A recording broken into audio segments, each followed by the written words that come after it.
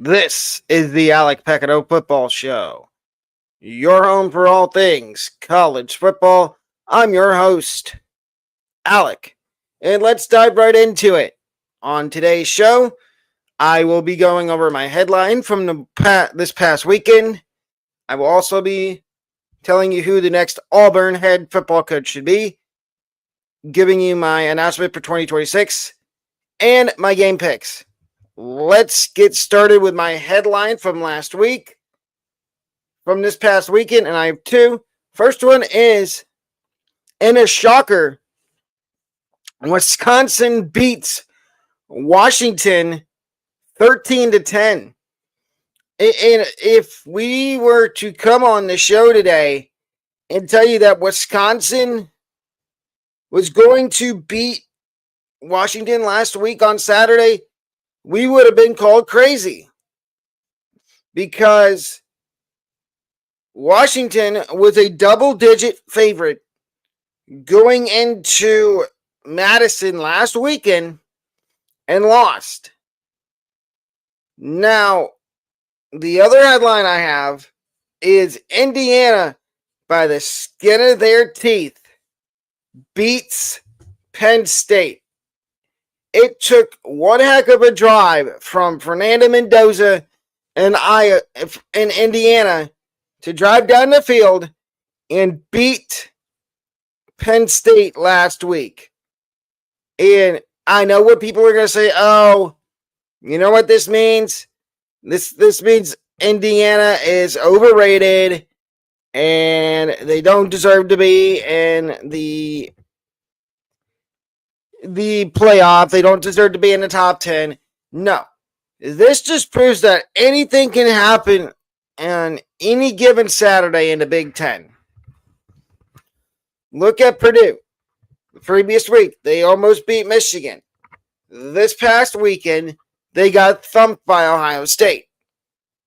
And Michigan fans are trying to take it away and say that if they don't see any differences between their game against Ohio State, against Purdue, and Ohio State's game against Purdue.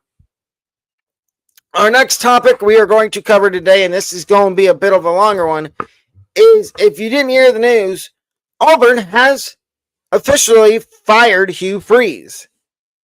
And I could say I'm shocked, but I'm not.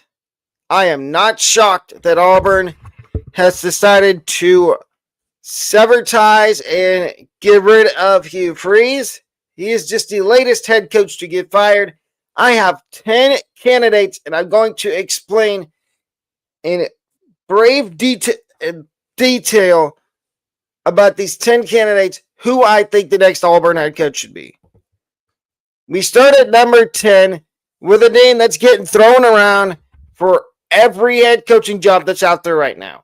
And that is South Florida head coach Alex Golesh. Coach Golesh has led a miraculous turnaround in Tampa at USF, going from 7-6 his first 2 years to having the team 6-2 this year. 6-2 this year, and potentially in a spot to make the college football playoff as long as they win their last 3 games. And I believe they will. But the reason I have Golesh at number 10 is I don't think that Coach Golesh is going to leave South Florida after this year. I think he wants to stay in Tampa until the Bulls open their new football stadium on campus in 2027. That is why he's at number 10. Number 9 is a guy that used to be a coach in the SEC. He's at Middle Tennessee right now. He's the coach there. And Derek Mason. Derek Mason is currently the head football coach at Middle Tennessee. And I feel like he would fit a job like Auburn, because Auburn might have to go over after somebody that is a bit lower on the radar, on the charts, after getting rid of Hugh Freeze.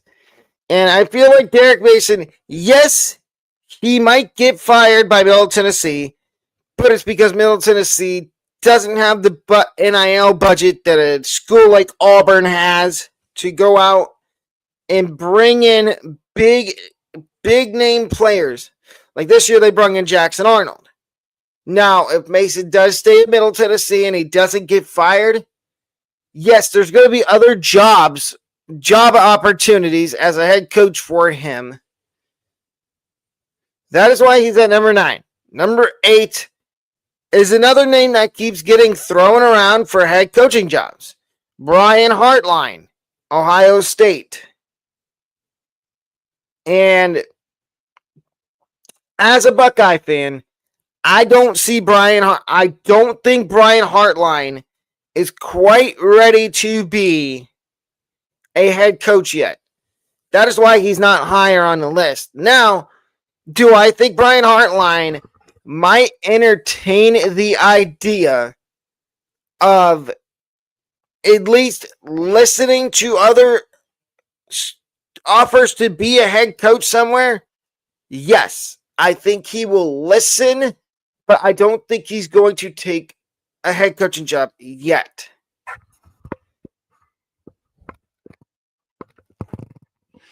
The next one on the list is number 7, Zach Robinson, Falcons offensive coordinator. He is another name that keeps getting tossed around. His name is gaining traction in multiple different schools, and I think Auburn is one of them. Obviously, Oklahoma State's going to be one because he has a lot of connections to the state of Oklahoma.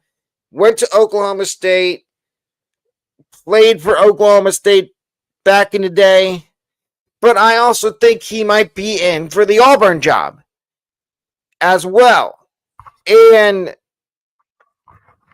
I feel like this fit might work, but there's other names on the list ahead of him that might make more sense.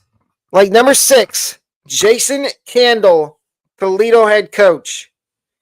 Candle's a candidate here, and I feel like at some point he's going to be one of those group of 5 coaches that says, you know what?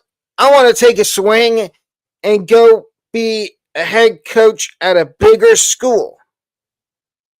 Whether it be Auburn, whether it be Florida, Oklahoma State, UAB maybe, LSU probably, or maybe Michigan State if they end up going in a different direction and getting rid of Jonathan Smith. But Jason Candle would be the perfect option for Auburn, and you'll hear in a minute who I think Auburn should hire as their next head coach. At number 5, we have James Franklin, former Penn State head coach. Yes, I know all the buzz around Franklin right now is that he's supposedly in the early stages of finalizing a deal with Virginia Tech to be their next head coach. Until his name comes off the board and he goes to be the head coach of Virginia Tech, he will be talked about for every open coaching job in the country. At number 4, I have a guy that used to be the head coach at Texas A&M, used to be the head coach, I believe, at Arizona, and that is Jimbo.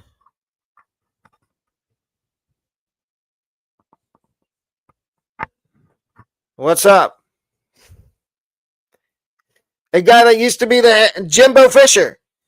I feel like Jimbo wants to, at some point, get back into coaching. And I feel like Auburn might be the perfect place for him if he doesn't want to take one of these other jobs. And there's a name missing from this board that because I don't think this guy's going to he wants to coach in the SEC. It is John Gruden. He is not on this board for a reason, because I do see him taking a coaching job in college, but maybe it's not the SEC. At number 3, I have former Washington and Boise State head coach Chris Petersen. Petersen has openly came out and said that he wants to get back into coaching. And whether it be at Auburn, whether it be one of these other jobs that are open, I can definitely see Chris Petersen answering the phone, picking up the phone. If one of these athletic directors and boosters from a school, whether it be, like I said, Auburn or somewhere else, calls and says, hey, Coach Petersen, you want to come to, for example, you want to come to Auburn? We'll give you X amount of money for, let's say, 5 years. I don't think Chris Petersen would hang up the phone. I think he'd think hard about it and say, absolutely, I'd love to. Number 2, Sam Pittman, former Arkansas head coach. And I know what people are going to say, oh, you're crazy. There's no way Auburn would hire Sam Pittman. I think there's an outside chance that Auburn would do this. It would be the most hilarious thing to do, though, for Auburn, is to hire a guy that was fired by Arkansas. And I feel like it would make a little bit of sense, but at the same time, it wouldn't. And my number 1 option, and this name has all of a sudden started getting thrown around for a lot of jobs, because they say he could pull the John Calipari and do what John Calipari did, leave Kentucky, go to Arkansas. It is Dabo Swinney, Clemson head coach. I could absolutely see him doing the apparent to what Calipari did, leaving Kentucky for Arkansas. And I know what y'all are going to say, oh, that's not going to happen. There's no way. Absolutely it could happen. And I think it might. But my ultimate prediction for the Auburn head coaching job is I think they hire Toledo head coach Jason Candle to be the new head football coach. And I had mentioned that I have an announcement to make. 2026 is a big year for traveling for me for college football. As you know, with Saturday Night Lights podcast that I do with Brad, my co-host Bradley, we're going to Ann Arbor for Oklahoma, Michigan.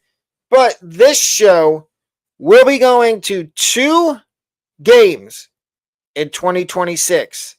The first one being Tennessee and Kennesaw State in Neyland Stadium in Knoxville, Tennessee. Yes, you heard me right. I will be coming. Well, I currently live in Knoxville, but Neyland Stadium, I will be coming to a football game in Neyland next year. Please welcome me with open arms. And then the second game I will be attending next year is a rivalry game. I'll give you a minute to try to guess what rivalry game it is. Hint, it's the biggest cocktail party in the United States for football. If that doesn't give it away, I will be going to Florida, Georgia, and Atlanta. For all the years, 4 years when I was in college, I always had friends ask me to go to Florida, Georgia with them because they had extra tickets. And I had to tell them, no, I can't go. Now, I will be going to Florida, Georgia. Those are the 2 games in 2026. Other than Oklahoma, Michigan, that I will be going to. And more details will be released on what I plan on doing for Tennessee, Kennesaw State, and Knoxville, and more later down the road. And we're going to wrap this episode up with some college football week 12 game picks. Starting with our games during the week, we start with Kent State versus Akron. And my pick is, and this is a game between two teams that are decent in the MAC. I'm going Kent State. Ohio U and Western Michigan. I'm going to take the Bobcats here. Western Michigan they've been inconsistent this year, and I don't trust Western Michigan. That is why I'm taking the Bobcats. Buffalo and Central Michigan, I'm going to go with the Buffalo Bulls. Give me Buffalo to win this game. And again, these picks, you're more than welcome in the comment section to put who you're picking to win these games. You can go against me, and we can see who does better, who has the better record at the end of the week. My record for the second half of the season so far is 37-27. Back to the picks. UMass and Northern Illinois.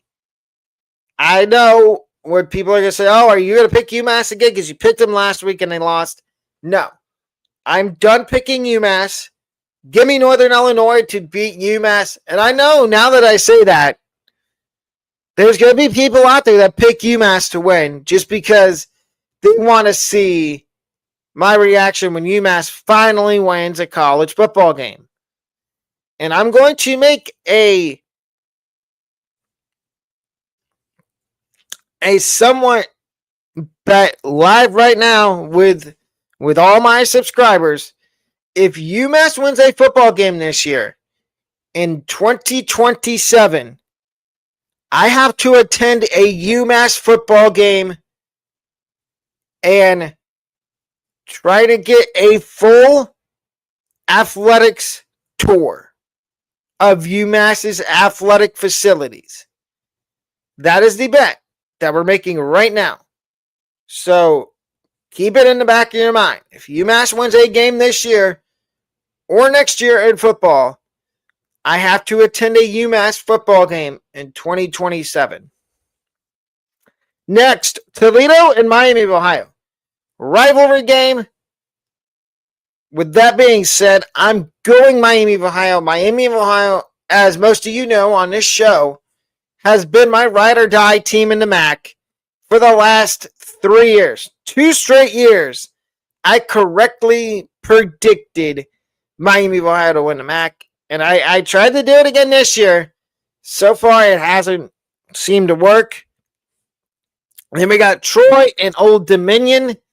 I'm going Old Dominion. Clemson and Louisville. This was a tough game to pick for me because Clemson is now bowl eligible. But I ended up going with what my gut told me to go with, and that is Louisville. So give me Louisville to beat Clemson. I could be wrong. Then we've got Oregon and Minnesota. I'm going Oregon, and I think they did win last week, but it was ugly. So give me Oregon in a laugher against Minnesota. And give me Oregon to stay in the playoff race.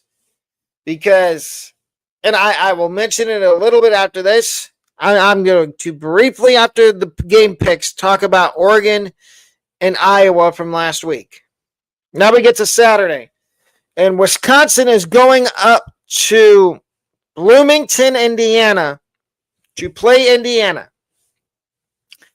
And do you think we're going to take Indiana to lose to Wisconsin? Absolutely not. We are going with the Hoosiers of Indiana to beat Wisconsin. Now, I know what people are going to say. Oh, yes, but everybody picked Washington to beat Wisconsin last week. I understand that. I was one of the people that picked Washington to win. And I looked stupid doing it. Because I thought it was going to happen. And it didn't. I'm not going to pick Wisconsin. I'm picking Indiana. South Florida and Navy. Critical game in the American. Both of these teams are still alive for the American Conference Championship game. I am taking South Florida for one reason. And no, it's not because I'm a homer. It's I trust South Florida more to win this game than I do Navy. And we don't know the status of Navy quarterback Blake Horvath. If we did, that would change the pick a little bit. If Horvath is out, we saw that Navy struggled last week with their backup quarterback. They still won, but they struggled. So give me South Florida. Michigan and Northwestern. Now, Michigan fans, I'm going to warn you. I know you don't want to hear this. I still think you need to be worried about this game against Northwestern. I'm going to take Michigan, but I want to say this.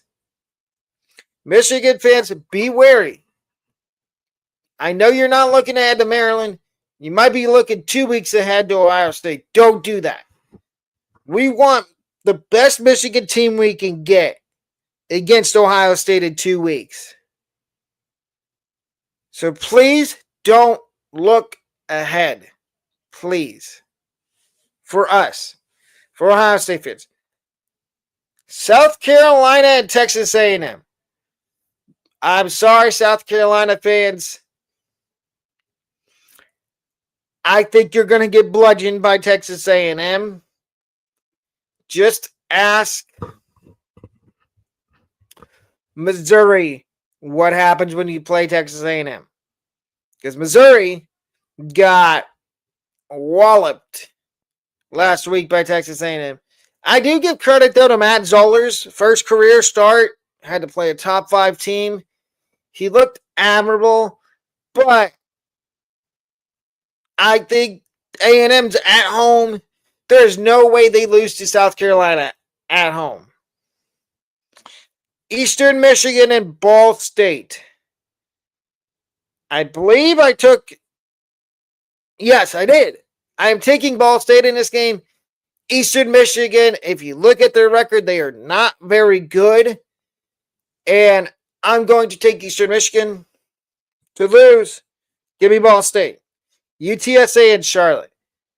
UTSA needs to win this game. Now, they can't win the American. But that doesn't mean that they can't. Charlotte is 1-9. 1-8 or 1-9. I'm going with UTSA to bounce back. And Charlotte fans, I wouldn't even show up for this game. You're going to get blown out. Notre Dame and Pitt. Both teams ranked in the first college football playoff rankings, which to me is a joke. Don't get me wrong, Pitt's been good this year. I'm taking Notre Dame, and that's another thing I'll talk about in the playoff after I talk about Iowa and Oregon game in a minute. Kansas State and Oklahoma State. This game was easy for me to pick. Give me Kansas State. Now, can Oklahoma State win? Maybe. I'll give it like a 10% chance. Arizona and Cincinnati. Both of these teams have been a surprise in the Big 12 this year. However, I'm going with a team I trust more.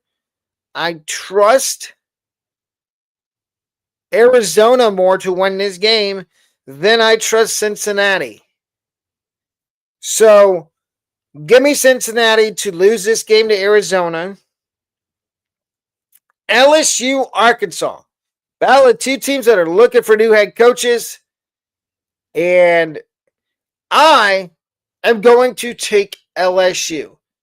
LSU, you know what? They did not play a bad game against Bama last week. Bama's just that good. It's that simple. Bama is actually good. UCLA and Ohio State at 7:30 on Saturday night. Give me Ohio State to beat UCLA. And I'm sorry, Nico. Your worst nightmares are going to come true again. You're going to lose to Ohio State in the shoe. Iowa and USC. Iowa's going to win this game. We're going to bounce back after losing on a last-second field goal to Oregon. Give me Iowa. 2 more games. Georgia Tech, Boston College. This one should be easy. Give me Georgia Tech to beat Boston College. Boston College is just horrendous. They're pitiful. It is that simple. And I don't understand how Bill O'Brien is still employed and still has a job. It makes 0 sense. And then the last one, Texas and Georgia. Georgia played really good last week. But now, do I trust either of these quarterbacks? Do I trust Gunnar Stockton? Do I trust Arch Manning? I think I'm starting to trust Arch a little more than I do Gunnar, even though I've eaten my words the entire season. Gunnar Stockton has played really well. And this is a big but. Give me Texas. Give me the horns. Horns up. Give me Texas to beat Georgia. And as I mentioned, I'm briefly going to talk about Iowa and Oregon. What a game that was last week. Mark Gronowski leads Iowa down the field to take the lead. And Oregon drives right down the field the other way to kick a game-winning field goal. That's your classic Big Ten game played in the narrative is that ranked teams go to Kinnick Stadium to get a loss. Ask Ohio State fans.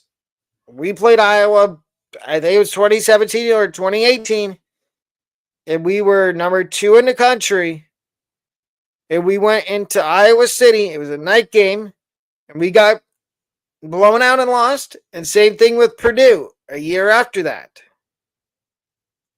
I'm glad we don't have to play Iowa this year, unless somehow they make the Big Ten championship game. And I'm going to wrap it up with this. Why is South Florida not ranked in the college football playoff rankings? But yet you put Pitt is ranked. Texas is ranked. Ole Miss is fine. But Pitt, Texas, those 2 teams, like Pitt, I'm fine with being ranked. But Texas has lost 2 games. And until the last couple of weeks, their offense has looked horrendous with Arch. Other than I don't understand how the committee does their rankings for the playoff. If I was ranking the playoff teams, I would have South Florida and James Madison ranked in the top 25 for the playoff.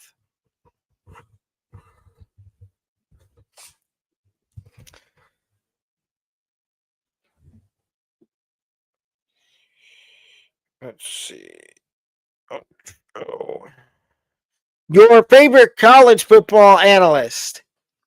That's the Alec Pequignot way signing off. I will see everybody back here tomorrow night for another episode of the Broken Table podcast with me and special guest co-host Adam Mangold tomorrow at 5:30. Have a wonderful rest of your Monday.